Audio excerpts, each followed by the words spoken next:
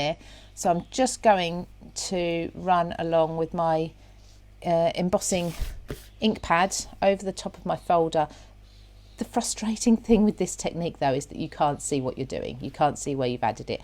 I'm being extremely gentle. I'm not pressing down in any way. I'm literally just hovering it over the surface, trying to make sure that every line captures some ink. Pop this in. Now you don't want this once you've folded this flat. Oh look, there's, I think I'm putting my arm in all the little flowers that I prepared earlier. Once you pop that in, don't let it move. So squeeze it nice and tight, don't let it move. Now, my embossing folders are quite thick. They've got quite a lot of detail to them. So usually in a big shop, because it's the machine that a lot of people have, you would just take out this plate and you'd pop your embossing folder through the two clear plates, like so. But for this one, these folders, what I've found is actually better, because that's a bit too much pressure. So what I've found is better is keep that plate in, then a thin rubber mat. If you've got a thin embossing mat, which to be fair you should use when you're using embossing folders anyway, and then one clear plate there. And again, try not to let that move. Now it's not very exciting. The actual design is beautiful. Look at that. It looks 3D. This is what I want. I don't know if you remember from launch. There's the other side. That's the side you'd usually use.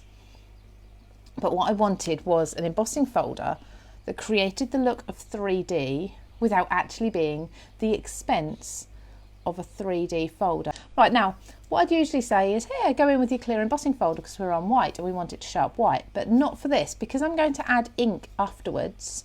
I'm going to use white embossing folder, because when you're adding your ink to your paper or cardstock later on as a resist, if that ink manages to seep through the cardstock at all, this is actually smudges on the back, but you might have a thinner cardstock that absorbs all your ink and colour and it seeps through the paper fibres. If you've used a clear embossing ink, you can potentially still see some of that bleeding and wicking underneath your clear embossing. Does that make sense?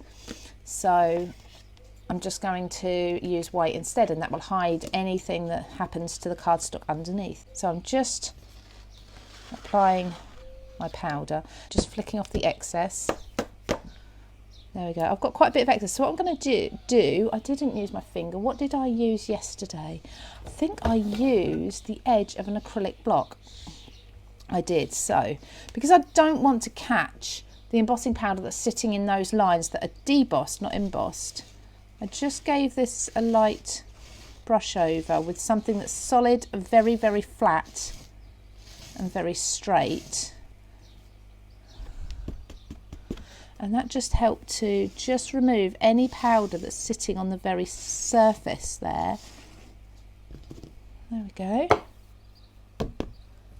It's a bit tedious because again you're working on white and not on a colour where you can really see where you're going. And just see, think it's all good. Yeah. There we go. We're rusty hinge in oxide. I very rarely use my inks anymore. I go straight to my oxides now. And then I've got evergreen bow as well, both beautiful colours. This is going to be my first layer. I'm going to build it up lots and give that a good spritz with water. I want lots on there. And then here we go. Okay, so you're not going to see this until I lift it up. Make sure you're pressing down the correct side into the ink. So just pressing down once, you see you've got a big blob. So then we start lifting up and pressing again. And eventually those two colours will start to mix. And you'll start to get a brown in the middle. You see, like so. I think we need a bit more water on there. Make sure I'm going the right way round. Yep. So still want to stick to having sort of one half with more green and one half with more orange. And just keep dabbing, making sure that everywhere is covered.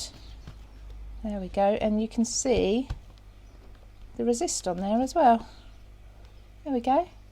There's your resist.